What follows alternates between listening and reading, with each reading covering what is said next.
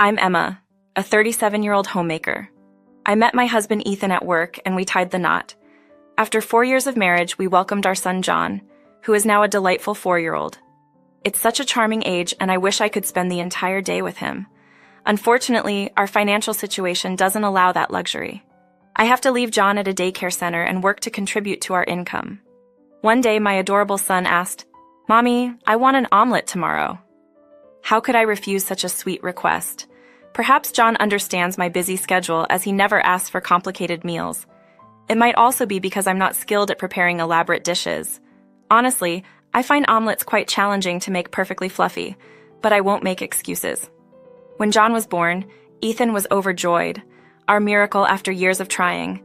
We used to be a close-knit family, enjoying drives and outings to the park every weekend. However, our family dynamics began to shift when John turned 3. Ethan started coming home late more often, complaining about dealing with John's fussy behavior. It seems that his late arrivals may be linked to the challenges of handling our growing child. Every time Ethan called to say he was working overnight, I couldn't help but sigh and feel disappointed. The truth was, instead of working, he was spending time playing slot machines, hanging out at restaurants, or watching movies at the cinema. I knew this because one of Ethan's colleagues, who happened to be my ex-colleague since we met at work, spilled the beans. Even though I resigned after we got married and took up a part-time job, I still kept in touch with my former colleagues. Obviously, Ethan was well aware of this, but he seemed to think I wouldn't find out about his late-night activities. It bothers me on some level, but I find myself choosing to endure Ethan coming home late rather than watching him struggle with John's fussiness because I never spoke up. However, as time went on, he started coming home even later, sometimes even in the morning. It makes me wonder who he thinks he is. There are moments when I catch a whiff of sweet perfume on his suit, and it doesn't sit well with me. Of course, I feel angry at times. Despite this, Ethan was a decent father when John wasn't being fussy, allowing me to turn a blind eye to his questionable behavior. Now, a year has passed since then, and John has grown into a non-energetic yet cheeky 4-year-old. I am both amazed at John's growth and, at the same time, increasingly frustrated by Ethan's actions. Ethan's unpleasant demeanor always seems to be on display. It's disheartening when a small mishap, like spilling a bit of tea, triggers his irritation. Instead of offering comfort to our 4-year-old John, who struggles to hold a cup properly, Ethan reacts with impatience, raising his voice in annoyance. Even when John innocently seeks his father's attention with a playful request to play, Ethan's response is curt and dismissive. "I'm busy, don't bother me," he snaps, refusing to engage with our son. The tension extends to discussions about dinner plans. Ethan, disgruntled, declares he doesn't need dinner, citing the chaotic environment as an excuse. He even dismisses my cooking, opting to eat out instead. Attempts to suggest spending quality time together on Ethan's day off are met with resistance. He dismisses the idea, emphasizing his need for rest after work. It's frustrating that every conversation turns into a confrontation, with Ethan reacting angrily to any suggestion or remark. I wonder if Ethan is still stuck in some perpetual state of frustration. His constant anger and refusal to engage in meaningful conversation make me question whether he has outgrown this fussy attitude he seems to harbor. It's perplexing that at 37, he still holds on to behaviors that should have evolved over the years. Once, when I dared to inquire about his perpetual anger, Ethan responded in his usual hostile manner, claiming it's because I am useless, and that I'm passing that trait on to John. His desire for our son to be more like him, coupled with the audacious claim that John's positive qualities are inherited from him, while the negative ones are from me, leaves me both hurt and bewildered. John is our child, and reducing his qualities to a division between us feels like an unkind and unfair assessment.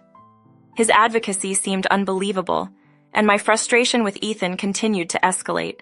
His words and actions inflicted considerable emotional pain on me, reaching a point where I contemplated ending our marriage due to his behavior and lack of respect for our family. Despite being one step away from divorcing him, I clung to the love I still felt for my husband. Living with Ethan, who was perpetually in a sour mood, became exhausting. However, the fear of breaking up our family kept me from finding the courage to walk away. Even though John harbored a certain fear of his father, he couldn't deny the love he still held for him. Then, one day, Ethan broached a surprising topic: a trip. He proposed joining some colleagues from work, individuals I was familiar with. These were the same guys he was close to, the ones who were seemingly enjoying their single lives. As he disclosed his plans, I found myself questioning the appropriateness of such a decision.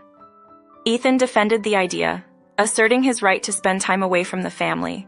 He expressed his pent-up impatience, claiming that our family consumed all his time, leaving him with none for himself.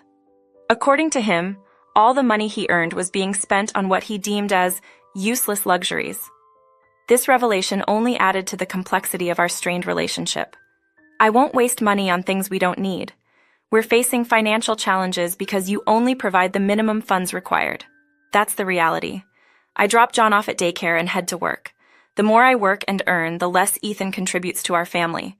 I'm putting in more effort, while he likely enjoys himself and spends the remaining money. Otherwise, there's no way he could afford this trip.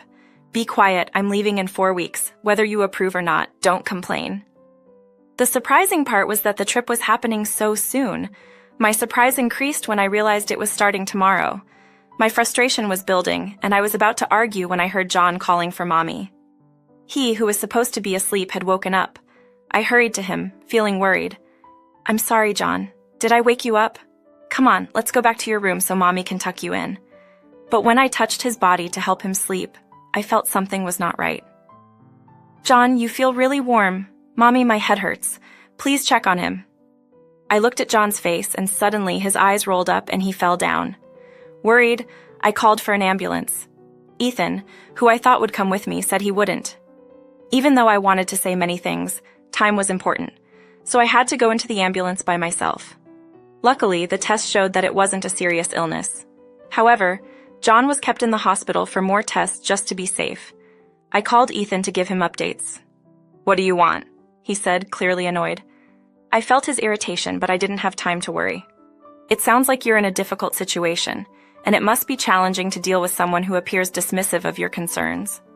It's understandable that you're frustrated and upset, especially given the circumstances with your son in the hospital. In situations like these, communication is crucial, and expressing your feelings is important. If the person you're talking to doesn't seem responsive, consider reaching out to other friends or family members who might be able to provide support during this challenging time. Remember that everyone has different ways of coping with stress, and sometimes people may not fully understand the gravity of a situation. It might be helpful to have a calm and open conversation later on to clarify your feelings and explain the importance of their support. If you need immediate assistance or support for your son, don't hesitate to reach out to the hospital staff or other friends and family members who may be able to help in the meantime. Take care, and I hope things improve for you and your son soon. I'll make sure to grab a souvenir for you. Oh wait, he hung up. Ethan abruptly ended our conversation, leaving me puzzled. I tried calling him back, but it went straight to voicemail. Frustrated, I realized he had turned off his phone. Unfortunately, I didn't have his colleague's number. My anger echoed through the hospital as I pondered Ethan's behavior. He abandoned his son in the hospital. That's 2 strikes. I could feel the 3rd strike looming. 1 day later, John's tests were over and he bounced back to his usual energetic self. The results showed no problems and he would be discharged tomorrow. I planned to buy him some pudding to celebrate. As I got up to check my messages, my phone suddenly started vibrating. I almost dropped it, but I managed to grab it in time. It was a call from a former colleague, Cindy, sounding panicked. Emma, where are you? Huh? I'm at the hospital. Never mind that. It's an emergency. Your husband was in an accident. I had no idea what she was talking about. Without thinking, I replied, Is this a joke? But her voice continued on the other end of the phone, and I rushed out in a panic. My husband had passed away. That fact alone was shocking. But my colleague continued. Apparently, Ethan was on a trip alone with a woman, and she crashed into an uncommon lane, hitting a tree. There had to be a misunderstanding. Ethan was supposed to be traveling with his male colleagues. There was no way he was alone with a woman, and there was no way he could have been killed in a car accident with her. It's not possible. It's not possible. Feeling really worried, I called my parents and asked them to help with John.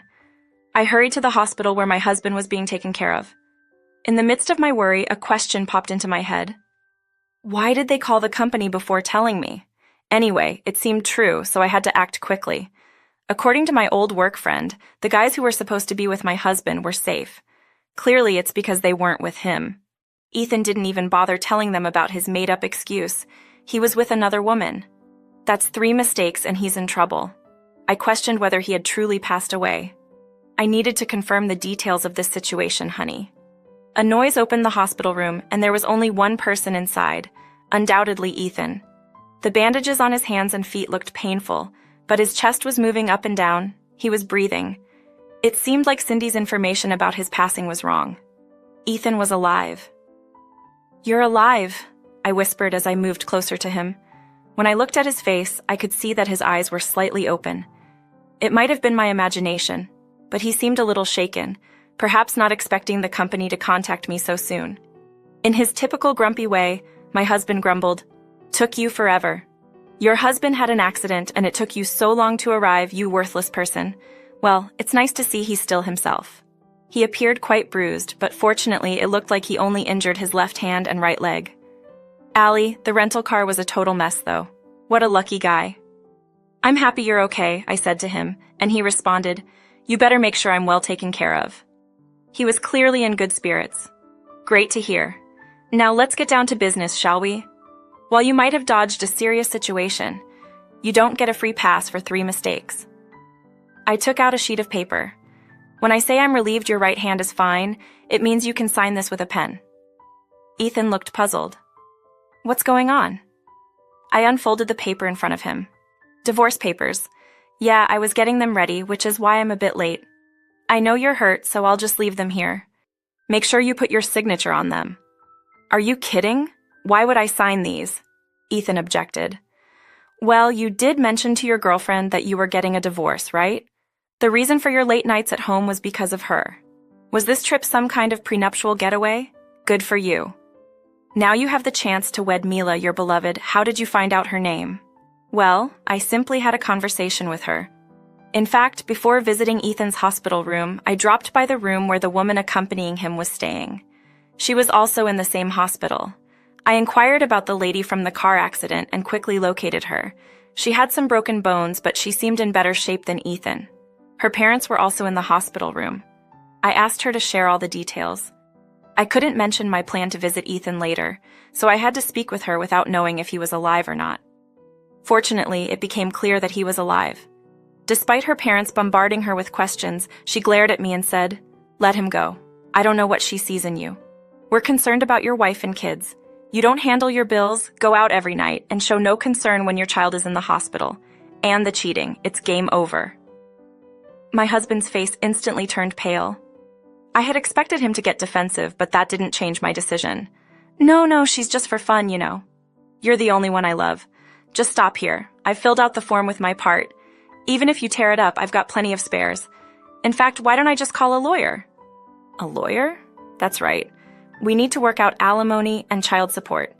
I believe that would be an improvement." "Just a moment. What did you say? I mean, please reconsider." The moment I shot a stern look at Ethan, who was still speaking in a boastful tone, he suddenly shrank back. "I don't want a divorce. Why not?" he stuttered. "Why don't I just sum it up for both of us?" I took a deep breath and continued without pausing. "Because I'm working and covering all the expenses. You can use your money as you please, even spend it on frivolous pursuits with young women. If you have children, you can expect them to look after you in the future. You can relax and enjoy life while your wife handles all the household chores, a wife at home for security and a girlfriend for enjoyment. What a great life. But if you divorce me, all of that would vanish, wouldn't it?" Ethan's mouth hung open, unsure of what to say. Did he lose his voice or something? There was no response. "Sorry to inform you that your perfect life plan is now shattered. You can devise a new life plan with Mila or anyone you prefer, but my son and I won't be part of it. Just imagine you started anew and live a different life." I expressed everything I needed to say and turned to exit the hospital room. Wait! I heard my husband's feeble voice behind me, but I continued walking. In the following days, I enlisted the help of a lawyer and initiated divorce proceedings. Mila, who had been discharged from the hospital, was also part of the discussion. When Ethan stated he had no intention of divorcing me, Mila became furious, leading to a heated argument. During the dispute over alimony payments, accusations flew. "You've ruined my life. I don't care about a woman who preys on married men. You're the one who made a pass at me." "Shut up. I never did that," I thought to myself, wishing they would just hurry up and sign the papers. I observed their argument in silence. Despite Ethan's resistance, the evidence spoke for itself, and ultimately, our divorce became official. I secured almost all the alimony payment I sought, and child support was settled as a lump sum. After finishing our talks, my lawyer and I exited the room, leaving Ethan and Mila caught up in their argument. I pondered about what would happen to their relationship from here on. Frankly, I wasn't too concerned. Before stepping out, I wished them, "May you both have a wonderful life together," though it might have come off as a little petty. I hope John doesn't inherit my tendency to be petty.